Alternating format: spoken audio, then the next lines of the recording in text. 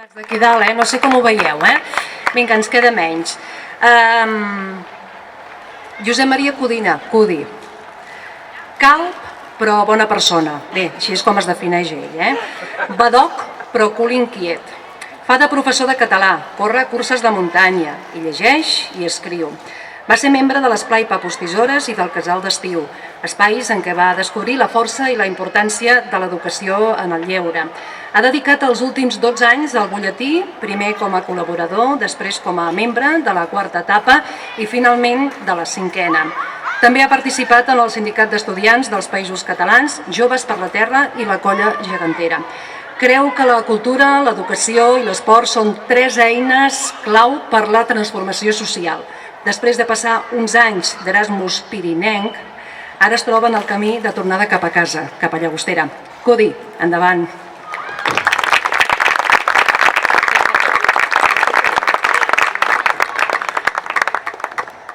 Disculpeu la falta d'elegància, però encara no m'he basat a tenir un forat a la cama.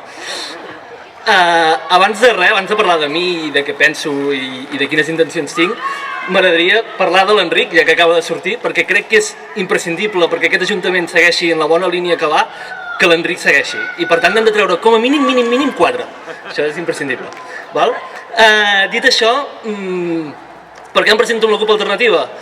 Doncs em podríem donar moltes voltes, però és molt fàcil, perquè em sembla el millor espai des del qual avançar cap a la justícia social, cap a l'alliberament nacional i cap a la sostenibilitat mediambiental. Ja ho sé, des de l'àmbit local i granet a granet de sorra, però tot compta. I al final crec que són aquests horitzons els que donaran sentit en el treball, en el dia a dia en l'Ajuntament, per no caure en aquell fer per fer, el gestionar per gestionar. A mi no em motiva, a mi em motiva gestionar amb uns objectius ferms, clars i bé. En aquest sentit, per defecte professional i també per convicció, penso que l'educació ha de ser un pal de paller en aquest projecte. Hem d'aconseguir que Llagostera sigui una vila educativa, una educació que vagi molt més enllà de les etapes que entenem com formatives inicials. En aquest sentit, el pedagog Seba Esparra, que ens va deixar aquest dijous, deia que alfabetitzar els adults és salvar el món. I jo hi estic d'acord i penso que l'Ajuntament ha de seguir en aquest sentit apostant per una educació que sigui integral.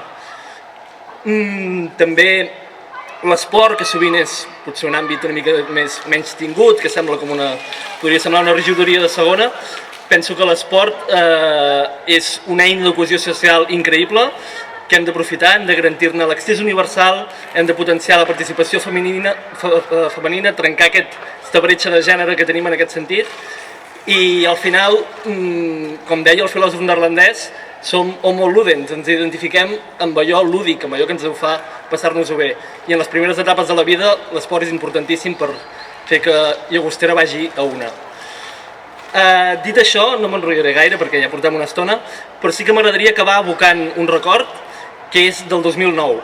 El 2009, alguns dels que avui serem aquí dalt de l'escenari i alguns dels que veig per aquí i alguns que avui no hi són, amb Joves per la Terra vam organitzar un aplec independentista, que en aquell moment era una cosa molt rara. I, contra tot pronòstic, vam omplir el parc de l'estació, de la torre, perdoneu, de samarretes verdes instal·lades i un ambient lúdic, festiu, molt maco.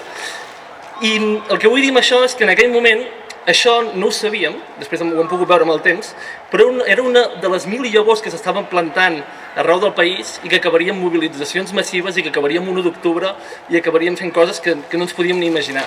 I érem 4 joves de 16 a 18 anys, érem molt i molt joves, i el que vull dir en aquest sentit és que s'ha d'escoltar els joves, hem de donar-los veu, donar-los espai i pensar que ells són els que vestiran la Llagostera del demà. Dit això, estic molt content que la CUP Alternativa vulgui comptar amb mi. Ser un membre més de l'Assemblea és un plaer.